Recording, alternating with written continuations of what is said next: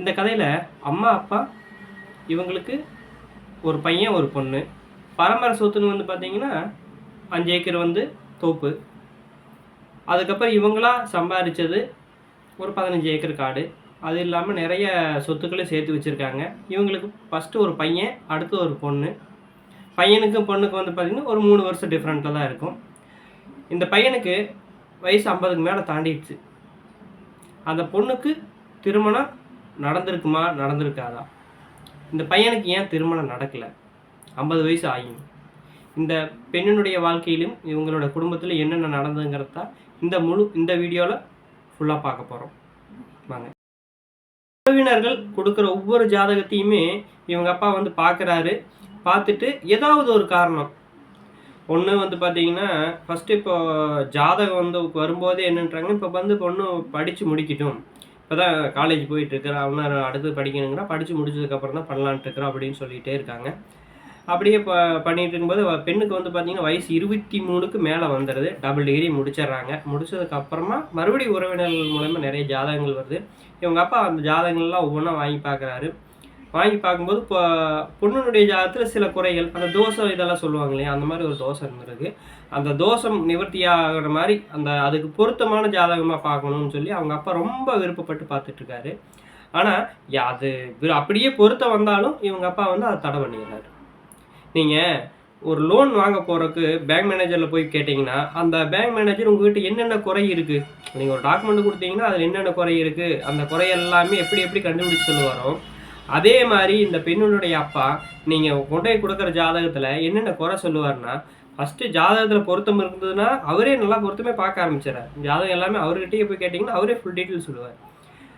அந்த ஜாதகத்தை பார்த்ததுக்கப்புறம் ஒன்றும் பொருத்தம் இல்லைன்னா பொருத்தம் இல்லைன்ட்டுருவார். அப்படி எல்லா பொறுத்து இருந்ததுன்னா பையனுக்கு வந்து கலர் சரியில்லை, பிடிக்கல அப்படின்ட்டுருவாங்க. அதுக்கு மேலே எல்லாமே கரெக்டாக இருந்தது அப்படின்னா சொத்து குறைபாடாக இருக்குது, ஏன்னா எங்ககிட்ட இருக்கிற அளவுக்கு சொத்து உங்கள்கிட்ட இல்லை அப்படின்னு சொல்லிடுவாங்க. இந்த மாதிரி அவங்க அப்பா நீங்கள் எப்படி கொண்டு போனாலும் அதை அப்படியே ஆப்போசிட்டாக டிவைட் பண்ணுவார். இப்படியே நிறைய ஜாதகங்கள் குறைஞ்சபட்சம் ஒரு 500 to 800 ஜாதகத்துக்கு மேலே அந்த பொண்ணுக்கும் பையனுக்கும் வந்திருக்கு.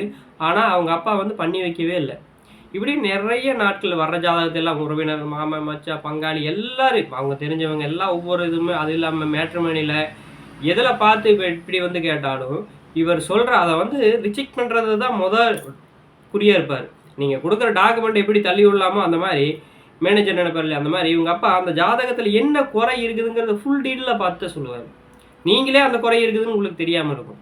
இல்லை அப்படி எல்லாமே கரெக்டாக இருக்குது அப்படின்னா பையன் வந்து ஓட்டு வீட்டில் இருக்கிறான் அப்படிம்பாங்க. அப்படி இல்லைன்னா எங்களுக்கு இவ்வளோ சொத்து இருக்குது, காடு இருக்குது, உங்களுக்கு பையனுக்கு வந்து ஒரு 5 ஏக்கர் தான் இருக்குது, 10 ஏக்கர் தான் இருக்குது, 2 பையன் 3 பையன் இருந்தாங்கன்னா இப்படி சொத்து குறையும் அப்படின்னு சொல்லுவாங்க. எல்லா ஃபெசிலிட்டிஸும் இருந்தும் பையன் வந்து கொஞ்சம் இவங்க எல்லாம் கேட்குற ஃபெசிலிட்டிஸ் இருந்ததுன்னா ஒரு கொஞ்சம் தூரம் லாங்காக இருந்ததுன்னா ஒரு 100 கிலோமீட்டர் காமிச்சு இருந்தால் அவ்வளோ தூரத்தில் பொண்ணை கொடுத்து என்ன பண்ணுறது அப்படிம்பார். ஒரு 100 கிலோமீட்டர் இருந்ததுன்னா அதை வந்து ரொம்ப தூரமாக சொல்லுவார்.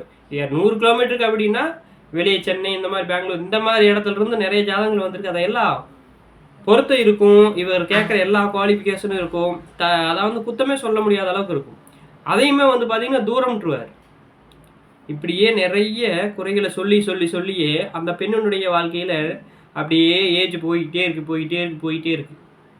இதை இவங்களுடைய தாய் மாமா அப்புறம் இவங்க சித்தப்பா அவங்களாம் பார்த்துட்டு ரொம்ப வெக்ஸ் ஆகிட்டாங்க. இந்த கண்டிஷனில் தான் வந்து பார்த்தீங்கன்னா அவங்களே வந்து உறவினர் பையன் இந்த பொண்ணுக்கு வந்து பார்த்தீங்கன்னா இதெல்லாம் பார்த்துட்டு இருக்கவே பொண்ணுக்கு வயசு வந்து 36க்கு மேலே ஆயிடுச்சு. இப்போது அந்த டைமிங்கில் வந்து இவங்களுடைய தாய் மாமாவும் சித்தப்பாவும் ஒரு ஜாதகத்தை வந்து உறவினர்கள் மூலிமா வர்றதை வந்து அவங்களே பொறுத்த பார்த்துட்றாங்க. பொறுத்த எல்லாம் இருக்குது, சரி மாமாட்ட கொடுப்போம் அப்படின்னு சொல்லி இவங்க கொண்டு வந்து கொடுக்குறாங்க. அந்த ஜாதகத்தையும் இவர் வாங்கி பார்த்துட்டு பையனுக்கு ஒரு 5 ஏக்கர் தான் காடு இருந்திருக்கு, அதை குறைய சொல்லிட்டாரு. ரெண்டாவது வந்து ஓட்டு வீட்டில் இருக்கிறான் அப்படின்னு சொல்லிட்டு, ஆனால் பையன் ஒரே பையனாக இருந்திருக்காரு, அதை குறைய சொல்லிட்டாங்க. அப்பா இல்லை, அப்பா வந்து பையனுக்கு தவறிட்டாரு, அதை வந்து அப்பா தவறிட்டாருங்கிறதே குறைய சொல்லியிருக்காரு. இப்படி வந்து இருக்கிறத போய் நீ அவங்க அம்மாவுக்கு சோறாக்கி நம்ம பண்ணிகிட்டு இருக்கணும், எதை சொன்னாலும் அதை அப்படியே வந்து சொல்லி தட்டி விட்டார். இதனால அவங்க மாமாவும் சரி இவங்க அந்த பெண்ணுடைய சித்தப்பாவும் வெக்ஸ் ஆகி சரி வேண்டாம் அப்படின்னு சொல்லி விட்டுட்டாங்க. 2 நாள் கழித்து அந்த பொண்ணை கூப்பிட்டு வச்சு பேசியிருக்காங்க. நீ வீட்டுக்கு வாமா பேசணும் அப்படின்னு சொல்லி.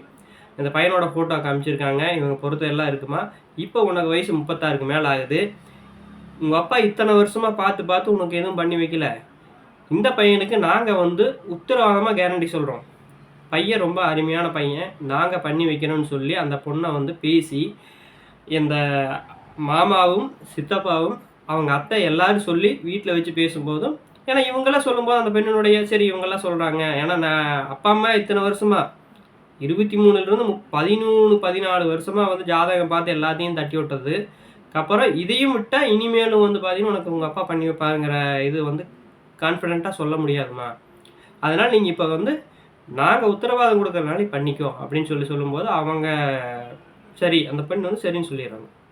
சரின்னு சொன்னதுக்கப்புறம் இந்த தகவலை வெளியே சொல்லாமையே இவங்களே கூட்டிகிட்டு போய் ஒரு கோயிலில் வச்சு கல்யாணம் பண்ணி வச்சிடறாங்க. அந்த கல்யாணம் பண்ணி வச்சதுனால இவங்க அப்பா பொண்ணுனோட அப்பா தாட் போட்டு முடியும், நான் அப்படி பார்த்தேன் மாப்பிள்ளை, இப்படி பார்த்தா அப்படி கொடுத்துருப்பேன், இப்படி கொடுத்து ரொம்ப இதாகி உறவினர்களோட சண்டை கட்ட அது பெரிய பிரச்சனையை பண்ணியிருக்காரு. அவங்களும் சரி பிள்ளைக்கு வந்துட்டு இப்போவாது நல்லது நடந்திருக்குன்னு சொல்லிட்டு விட்டுட்டாங்க. அந்த பொண்ணு வந்து பார்த்தீங்கன்னா நான் அவங்க அம்மா அப்பா வீட்டுக்கு வரல, இவங்க வர வேண்டாம்னு சொல்லிட்டாங்க, அவங்களும் வரலைன்னு சொல்லிட்டு பையன் வீட்டுக்கே போயிட்டாங்க. அவங்களுக்கு அதுக்கப்புறம் வந்து பார்த்தீங்கன்னா ஒரு குழந்தை 2 குழந்தை பிறந்திருக்கு. அதுக்கப்புறம் கொஞ்சம் ஸ்டேஜ் ஆக ஆக மறுபடியும் காலங்கள் போயிட்டே இருக்குது. அப்போவும் இந்த பெண்ணுடைய அண்ணனுக்கு திருமணம் நடக்கவே இல்லை. அந்த பையனுக்கு வயசு வந்து 50 பக்கம் வந்து 50 தாண்டிடுச்சு. அப்பவும் வந்து பார்த்தீங்கன்னா இந்த இடைப்பட்ட காலத்தில் அவங்க அப்பாவுக்கு உடம்பு சரியில்லாம போகுது. ஒரு குறிப்பிட்ட ஒரு சில பெரிய மருத்துவமனையிலலாம் கொண்டு போய் அட்மிட் பண்ணுறாங்க.